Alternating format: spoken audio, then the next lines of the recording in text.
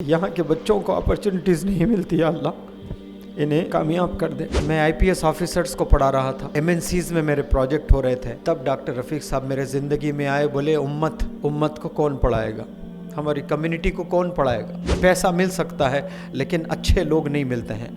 एक मेंटर को बना कर रखना। अपने ज़िंदगी में कामयाब होना चाहते हो, पेट्रोल हो जाता तो ऐतल कुर्सी पढ़ के दम करके गाड़ी को वहीं का वहीं रोक कर इंस्टीट्यूट पैदल जाता था, तो 3 घंटे तक दिल में धड़कन रहती थी कि मेरी गाड़ी है कि चलेगी। इतने अच्छे लोग इंग्लिश हाउस एकेडमी से जुड़े हैं।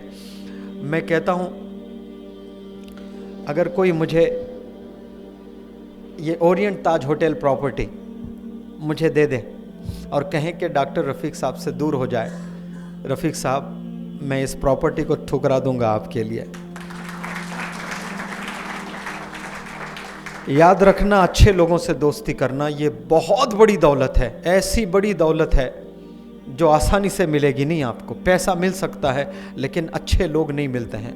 एक मेंटर को बना कर रखना। अपने ज़िंदगी में कामयाब होना चाहते हो, एरोगेंस हमेशा नीचे रहता है आपका। जब उनका हाथ सर पर होता है, उनके गाइडेंस पर हम लोग चलते हैं। डॉक्टर साहब के पास नो नहीं है किताब में, नो टुमारो ये चीज़ें है ही नहीं। एक दफ़ा मुझे फ़ोन किए, यहाँ आइए एक इनाग्रेशन है ज़बरदस्त। डॉक्टर साहब का ज़बरदस्त जो है कम से कम हम लोग के 1000 गुना हम लगा कर बोलते हैं ना ज़बरदस्त, उनका नॉर्मल ज़बरदस्त भी वैसा होता है, यानी आदमी में वो मोटिवेशन आता है। बोले यहाँ एक ज़बरदस्त इनाग्रेशन है, फौरी आइए। मैंने कहा कि सर 35 किलोमीटर दूर हूँ आपसे मैं। उन्होंने कहा यही तो प्लैनेट में है ना। तो फिर मैंने कहा हाँ सर। तो फिर मैंने कहा सर मेरी गाड़ी किसी ने लेके गया, मैं पैसे दूंगा, ऑटो लेकर आइएगा आप। अब बना नहीं सकता था, गाड़ी थी, गाड़ी लेकर गया। तो फिर मैंने पूछा डॉक्टर साहब कहाँ पर है इनाग्रेशन। बोले यहीं पर है। यहाँ तो कुछ नहीं है ना सर।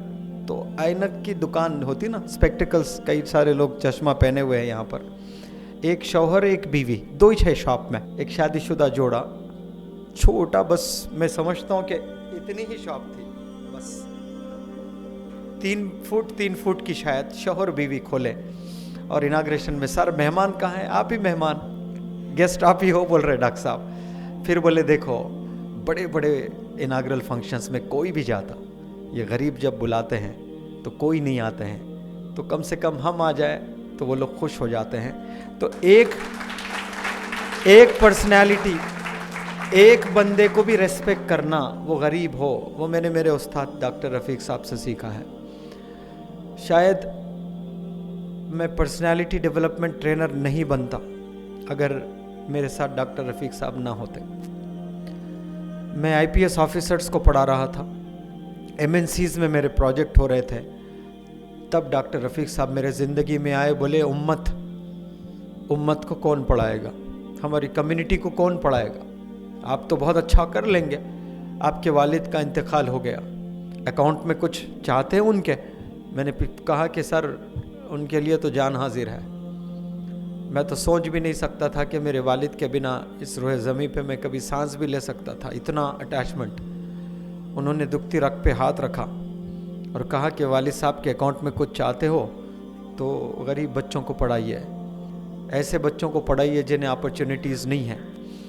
बदरुद्दीन अजमल साहब के पास में मैं एक वर्कशॉप करने गया था आसाम में, और रात में थक के जो है हम लोग सो गए थे सब लोग, और मुझे अचानक नींद हुशार हुई टॉयलेट जाने के लिए।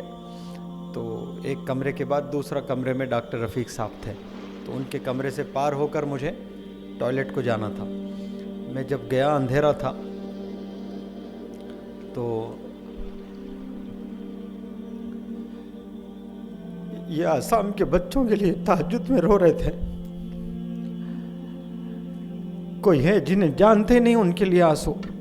रात में 2 बजे तहज्जुद की नमाज में अकेले, मैं ये सिसकियाँ किसकी है, देखा तो डॉक्टर रफ़ीक साहब दुआ कर रहे हैं कि यहाँ के बच्चों को अपॉर्चुनिटीज़ नहीं मिलती है, अल्लाह इन्हें कामयाब कर दे, ये वर्कशॉप आसाम में आम कर दे। ये इनको हैदराबाद में ये पैंट शर्ट में वली है करके बोलते हैं, ये सामने मुझे नहीं कहना है। डॉक्टर रफ़ीक साहब को बदरुद्दीन अजमल साहब मिलते हैं तो पेशानी पर चुम्मा लेते हैं और कहते हैं इनको डॉक्टर रफ़ीक ना बोलो, अल्लामा डॉक्टर रफ़ीक बोलो। इतना उम्मत का दर्द मेरे हयात में मैंने किसी पर्सनालिटी में नहीं देखा। देखा तो अपने अपने इदारों के लिए देखा, सबको अपने दुकानों के लिए देखा, अपने ऑर्गेनाइजेशंस के लिए देखा। ये वाहिद पूरे इंडिया में एक पर्सनालिटी को देखा मैंने जो सबके एनजीओस को प्रमोट करने में लगते हैं। इतना इदारे को दिल से चाहना आज हमारी उम्मत में ये चीज़ नहीं है। सिर्फ अपने ही मदरसे को अच्छा मदरसा बोलते हैं, अपने ही स्कूल को अच्छा स्कूल बोलते हैं, उसको ही प्रमोट करने चलते हैं। मैं अल्लाह से शुक्रिया अदा करता हूँ कि इतना ज़बरदस्त उस्ताद मेरे ज़िंदगी में मुझे अता फरमाया अल्लाह सुब्हान व तआला ने। I take this opportunity to thank you sir.